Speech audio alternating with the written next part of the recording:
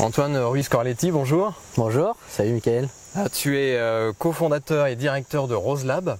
Tout à fait. Et très impliqué avec plusieurs casquettes à l'échelle aussi bien nationale que régionale, dans différents univers autour du monde des makers, notamment des Fab Labs, des tiers-lieux aussi. Est-ce que tu peux peut-être nous expliquer déjà selon toi, parce que j'imagine qu'il peut y avoir plusieurs définitions, ce qu'est un maker? Alors qu'est-ce que c'est qu'un maker?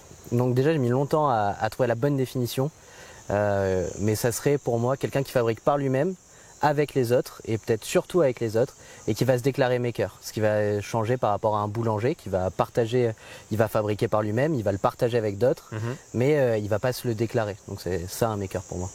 Et donc le maker travaille souvent au sein d'un Fab Lab. Et là, un Fab Lab et les réseaux des Fab Labs en France, aujourd'hui, c'est à quelle dimension, comment ça s'organise? Alors on va souvent retrouver des makers, des fabricants, des faiseurs dans les Fab Labs, ou ce qu'on appelle de plus en plus des espaces du faire, à la fois des Fab Labs, makerspace, ateliers partagés. Donc c'est des espaces où on va pouvoir fabriquer presque tout et passer de l'idée à l'objet.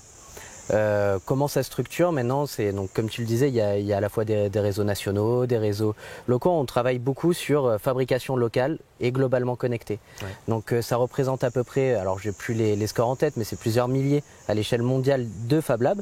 Donc ils sont labellisés ou répondent à une charte déposée par le MIT. Donc là c'est plusieurs milliers, je sais pas exactement le chiffre. Je sais qu'en France il y en a énormément.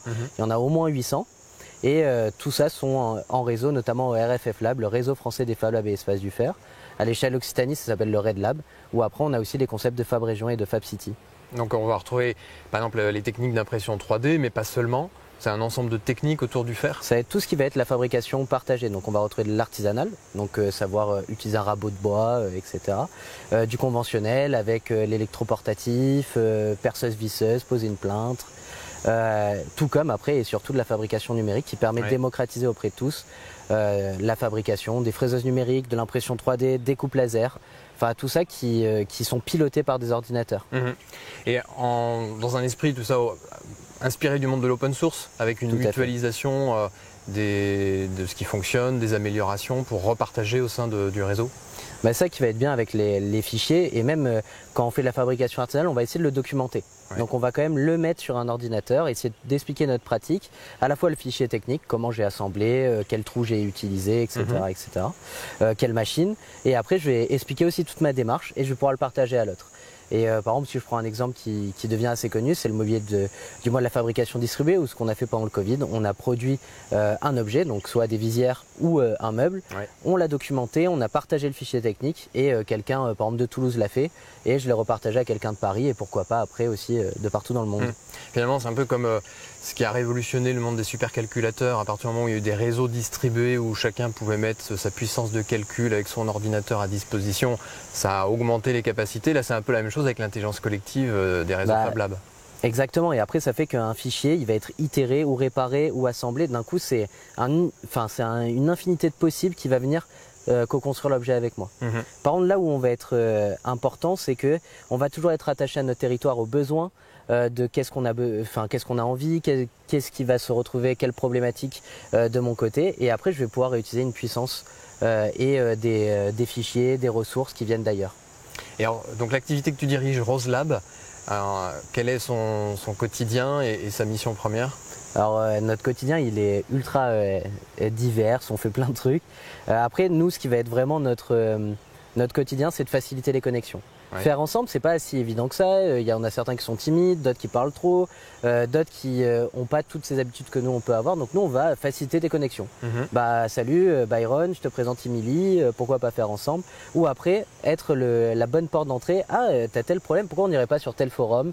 Ou demander à telle personne, et souvent on va se connecter avec des gens en Occitanie ou des gens de partout en France, pour aller plus loin. Et nous, c'est ça notre premier travail.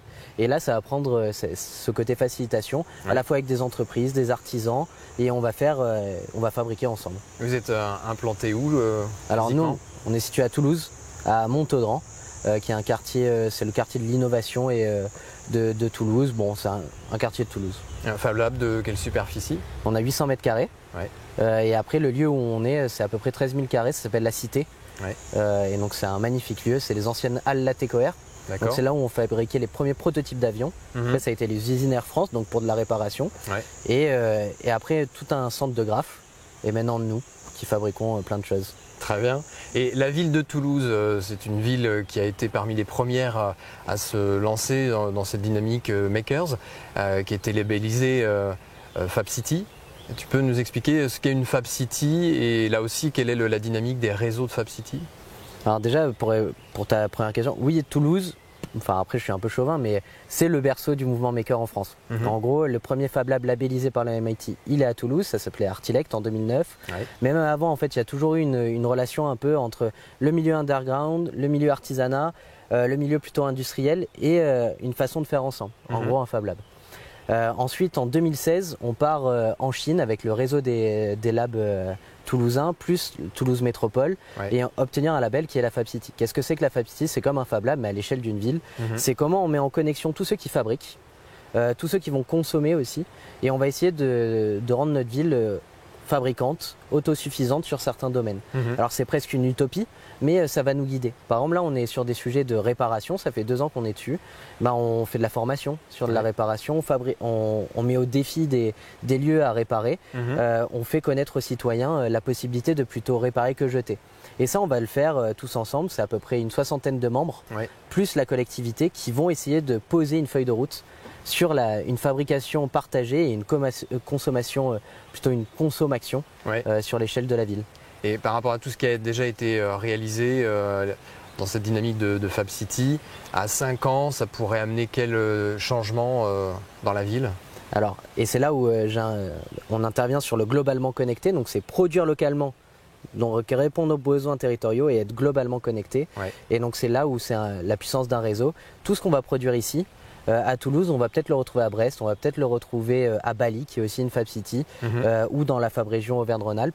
Et c'est là la force. Et donc dans 5 ans, ce que je pense, c'est qu'on n'aura peut-être pas réussi l'utopie d'être autosuffisant, mais par contre on aura amorcé plein de choses. Et peut-être que je vais plus réparer que jeter mes objets, je vais plus me faire confiance pour fabriquer des choses et surtout je ne serai pas seul, il y aura toute une population qui va penser à ça et on va essayer de créer une ville différente et qui est à la fois riche de ses ressources déjà intrinsèques mais aussi de tout ce qui peut y venir. Parce que finalement, il y a les initiés, tous les acteurs qui sont actifs dans cet écosystème, et puis le reste des citoyens qui n'a pas forcément encore une perception dans son quotidien. Ça, ce point de bascule qui ferait que c'est finalement toute la ville qui en percevrait les changements. Tu penses que ça peut intervenir sur une échelle de 5 à 10 ans? J'en suis persuadé, c'est pas pour rien qu'il y a autant de tiers-lieux qui émergent de partout, c'est qu'il y a un besoin quand même de se ressaisir des choses. Et on le voit à la fois dans les collectivités, que ce soit des élus ou des opérateurs, des agents, on va le retrouver chez les entreprises et chez les citoyens. Donc déjà il y a une émanation citoyenne qui apparaît de partout. Donc tous ces lieux-là deviennent des portes d'entrée pour tout le monde, qui vont représenter d'autres communautés, etc.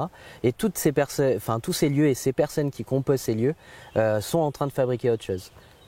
Donc c'est tout le mouvement de l'économie participative qui est peut-être plus large encore que les Fab Labs, mais en tout cas ça s'intègre complètement dedans. Et la fabrication distribuée, tu viens déjà un petit peu d'y répondre, mais par rapport à l'industrie traditionnelle, est-ce qu'il y a déjà aujourd'hui des ponts étroits? Est-ce que ça fonctionne en parallèle? Nous, au Rose Lab, notre spécialité, outre le fait de ce que je disais ultra divers, c'est d'être le trait d'union entre ceux qui fabriquent de l'objet plutôt sur un objet unique et des industriels qui, eux, vont penser la série. L'industriel, lui, il a besoin de retourner à plus d'agilité, de produire, de savoir produire sur une réponse à un besoin, à se montrer agile et à être innovant. Tandis que l'artisan, lui, il a besoin de comprendre aussi tous les bons process de l'industriel. Nous, ce qu'on pense, et je pense que c'est pour ça qu'il y a une solution d'ici 5 ans, il y aura encore plein de choses, c'est qu'on est de plus en plus inclusif. Et donc c'est l'idée, dans l'industriel, il doit y avoir des bonnes choses et des mauvaises choses. Chez l'artisan, c'est la même chose. Et une fois qu'on arrive à faire ça, c'est la fabrication distribuée. Comment je peux produire un objet qui va être mis en série à travers le monde, tout comme le réadapter par chez moi et répondre à mes besoins. D'accord. Bon, on va suivre ça de très près en tant que consommateur, citoyen et peut-être demain tous maker. Tout à fait. Merci Antoine. C'est tout ce que je te souhaite en tout cas. Merci à toi.